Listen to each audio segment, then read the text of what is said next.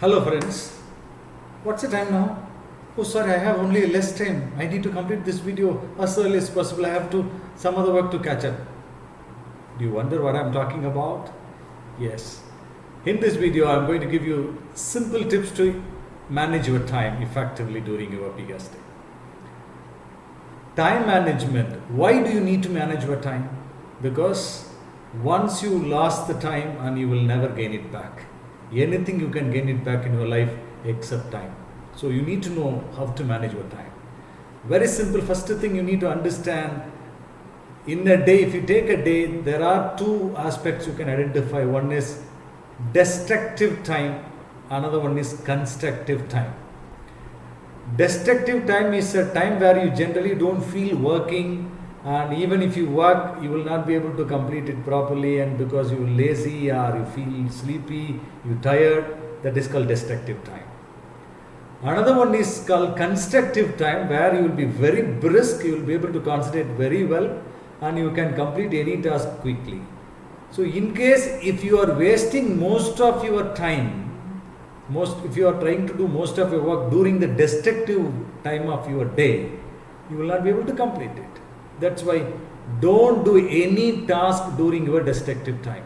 How to identify destructive time? Probably after lunch, and probably in the late night when you feel sleepy, and when you are talking to somebody else and at the same time you want to do something else, multitasking. And these type of time you need to concentrate. See, in case you are talking to someone else, you need to concentrate with them as well as you need to concentrate on your work. Nothing will happen. So these are the destructive time. That means if you want to concentrate on somebody else who is talking, please do only that task. Don't try to do something else. And if you are trying to do something after your lunch break or something else, generally your body will not support you, you feel sleepy. So that time you need to do something maybe brisk, maybe don't eat too much. We have a limited meal or something like that. Then only you'll be brisk and you'll be able to do that thing. So please do not do anything during the destructive time, because it will not allow you to complete your task properly. It is a waste of time. Instead, if you do something in the productive time, probably it's early morning. See, in the morning you are going to the college, university. The early morning, 9 o'clock, you are entering to the university. Probably in the morning time used to be very peaceful. Very, very high productive time. So if you try to do something in the morning, it will be much more productive than what you try to do it in the later hours of the day. So do the very important task in the high productive time. For that, you need to identify which is highly productive for you, which is highly destructive. Identify that time. Don't do anything during destructive time. Do only during the productive time, or you call it as a constructive time. And that is the easiest way to manage your time, because you will be able to do a lot of things. Number one.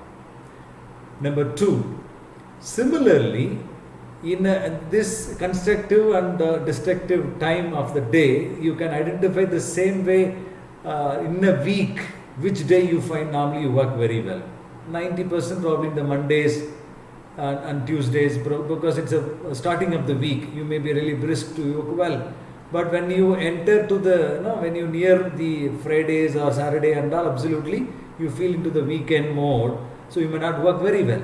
That's why in the weekdays also, you identify which day you really work well. Please concentrate on those days and do your most of the work on the time, so that the time will not be wasted. The entire time you invest to do the work that particular day will be really fruitful, really effective. But whereas if you try to do something where you are not ready to do that thing, that will not work out. That's why identify productive days in a week.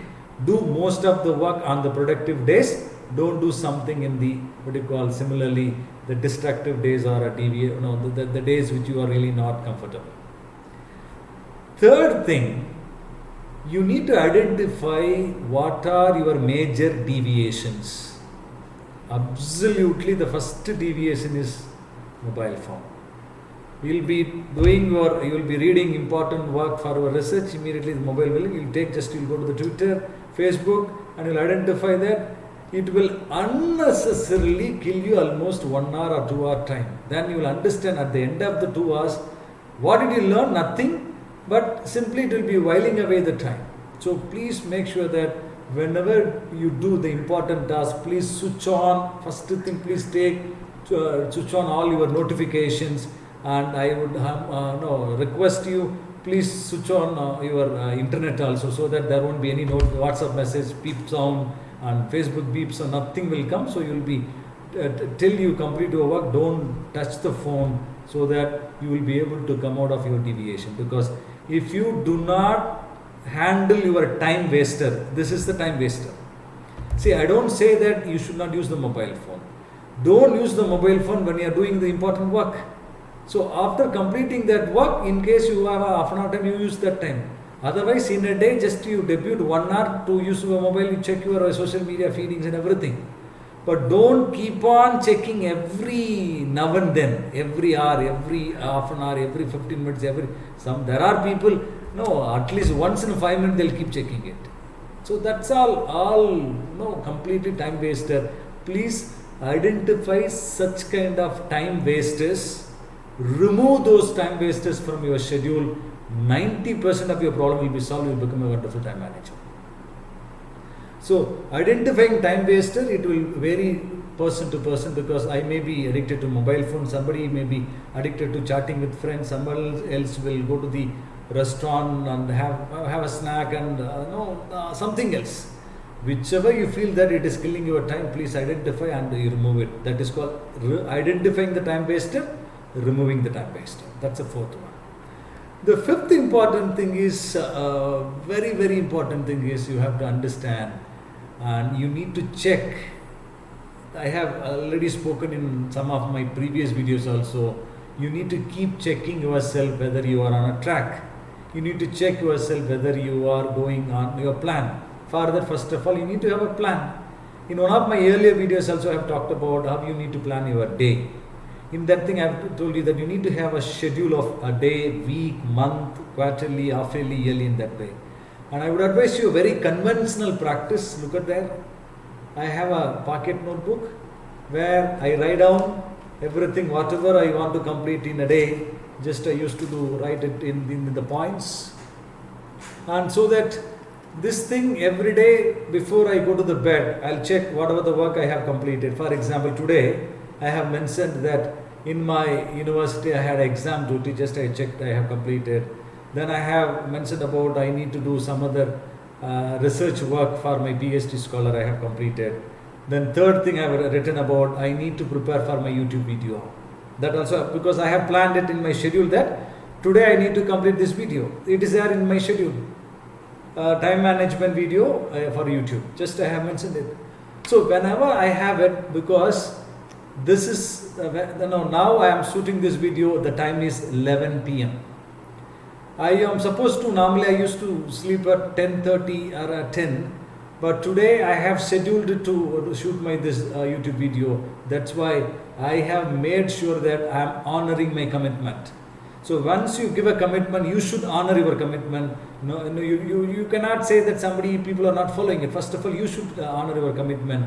And because I have committed myself that I would complete this video today, that's why I'm doing it. And similarly, if you have something you need to complete, and at any cost, before you go to bed, you complete it. And for that, you need to fix the time in such a way that, for example, I need to sleep at 10, I can go up to 10:30 or worst case 11. But I cannot keep working till 2, then how will I wake up the next day? How can I concentrate my next day work? So erratic sleeping also, it's absolutely bad for your health. So you need to have a sound sleep of minimum 6 hours. For that, you need to plan in such a way that you don't spoil your sleep. Because if you spoil your sleeping, it will spoil your health, and a lot of other adverse effect will happen. That's why you need to know you have to sleep. You need to have a sound sleep of 6 hours. What do you mean by sound sleep? Sound sleep means a quality sleep. Comfortably, you have to go to deep sleep, minimum 6 hours. That is very much essential to rejuvenate your body. Because if you don't sleep, absolutely you can identify the people next day. When somebody is tired, then you will ask them immediately, didn't you sleep well yesterday? You will ask question, because it will affect in that way. So make sure that you sleep well. And when you do all these things, simple tips, whatever I have told, absolutely it will help you to manage your time. Once you become a good time manager, and your success in PhD is very, very, very easy. Follow these time tips, become a better time manager, and complete your PhD, and all the best for your life. And I'll meet you in the next video. Bye-bye.